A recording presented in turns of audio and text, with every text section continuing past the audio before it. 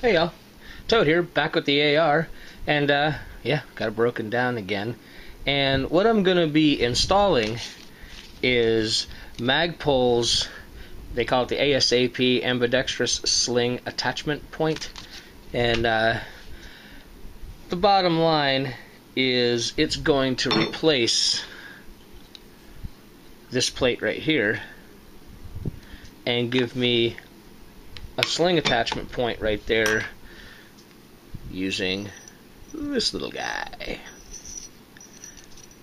And yeah, we're going to take it apart in a minute, but I want to make a quick point about Magpul. I got nothing against Magpul, but again, if you're kind of new at this and you buy at least the ASAP, when you get it, go ahead and open it. Don't just rip the tar out of it. Just a nice, easy slice across the packaging here. Open it up, pull your stuff out. The reason being is in order to, well, let me just show you. You'll have two staples right here that I've already taken out. Yeah, I'm using the Spyderco Pacific. Anyway, once you get those out, you can see there's your package. You'll open the package. Let me see if we can show this on camera because it's kind of hard. You'll open the package, thusly take the wrap out, and hidden inside are the installation instructions. So if you just do, you know, the ape thing and rip it all open, you may have some trouble with your instructions. Alright, so let's get her out in a vise and we'll start taking it apart. Alrighty, so what I did is I just ran out in the shop and stuck this in the vise to loosen the castle nut. The castle nut, thank God, this one was much less tight, shall we say, than the barrel nut was. So we're just going to start disassembling. Just go ahead and back the castle nut off. And there's going to be a spring right in there. You'll see it in a second. There it is. Get this little guy to back off. There it is. So you got to kind of be careful because, you know, when you're doing this, springs could go popping everywheres. And then staying with the spring, right here, this is the pin that holds your buffer tube in. The buffer tube has been removed, you know. Here it is. Goes down inside, blah, blah, blah. Gets compressed. And that pin holds it in. So when I start backing this barrel out by turning this stock out by turning it, that's what's got that pin captured. So I need to make sure that thing doesn't take a flight, nor does the spring I've got here get all bent up. So I guess this is kind of one of those situations where you wish you had 15 hands. What I'm going to do is I'm just going to move this out of the way, and I'm going to remove that spring so I don't bend the tar out of it. Okay, so now I've got my pin pushed down, get a comfortable spot where you can see it. And I'm just going to back that tube out. Then I'm going to let that release and take that and its spring out. And then we'll just remove the tube. And there we go. And we'll remove the plate. And when I come back, we'll go ahead and have the Magpul piece. Okay, so we've got our detent spring right there, and there's our Magpul part, and I'm just gonna put that guy on there and hang on to him.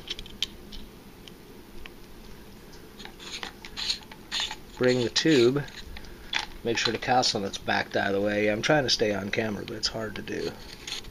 Go right through the Magpul piece, keeping it there, and start throw a few turns on that tube, and then throw the castle nut in, and that's going to hold the Magpul piece so that spring won't go crazy, go flying out of there and kill somebody, you know. Alright. Now, obviously, we have to bring this tube in further so it can capture that pin. Well, I certainly don't want to lose this spring, so all I'm going to do is back the castle nut off a little bit, turn the tube, back the castle nut off a little bit, turn the tube, and I'm just going to keep doing that until I get right to the edge, put the spring in, put in the pin, push it down with my thumb, and do it until it gets captured. We'll be right back.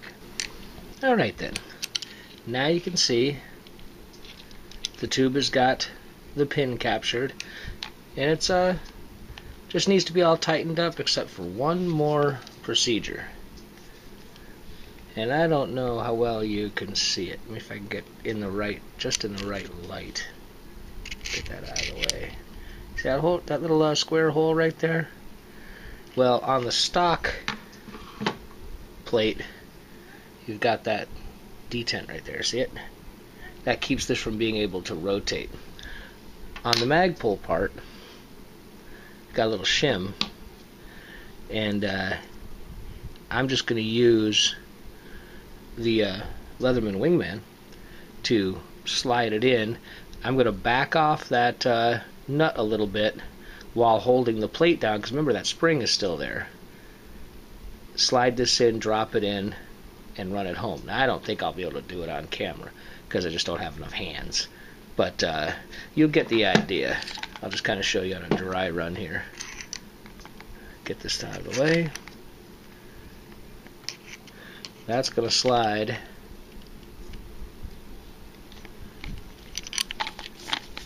so when I need a good light, that's going to slide right down in there and then get captured by the nut.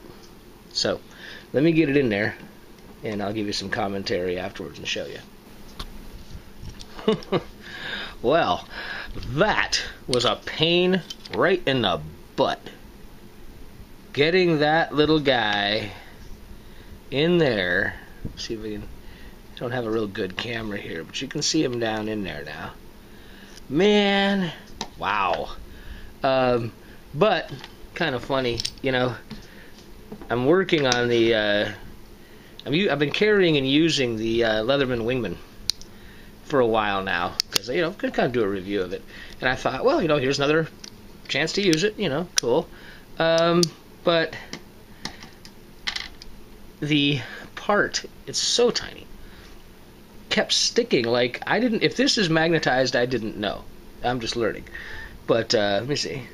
Well, looky there on the staples. Yeah, it wouldn't work because with it being magnetized, you couldn't manipulate it, or I couldn't. So let's get a kick out of this. The little bitty Victorinox Classic comes to the rescue. I used the tweezers, and there's a lot of black stuff in the background, but I used a little bitty set of tweezers from the Victorinox Classic to put that little part in, and it was tough. It was a pain. I guess I can't really hit it too hard because the reason it was a pain is because the tolerance is so good. Basically, what I ended up having to do was put it in. If you're looking at it from this angle, let me move some of this stuff, lighten things up a little bit. If you look at it from this angle, I actually put the part in like this, and then use the nut to ease it down into position. The tolerances were so tough that you just couldn't, you know, take a pair of tweezers and just drop it in the hole. That wasn't going to happen. But there we go. Let me get the buffer tube back in there and put it all together, and I'll show it to you. Alrighty. Well, there it is. Boy, I hope it's a lot brighter on camera than it looks in my viewfinder. But there it is, installed. As far as the installation goes, okay, as long as you know to have, tweezers or something ready for that, and you just take your time, not too bad. Not too bad at all. And just once again, I want to thank Buckrun11 for letting me borrow the tool that made it able for me to do this and to change out the upper. Alright, so Magpul ASAP. On it is. Thanks, y'all. See you next time around.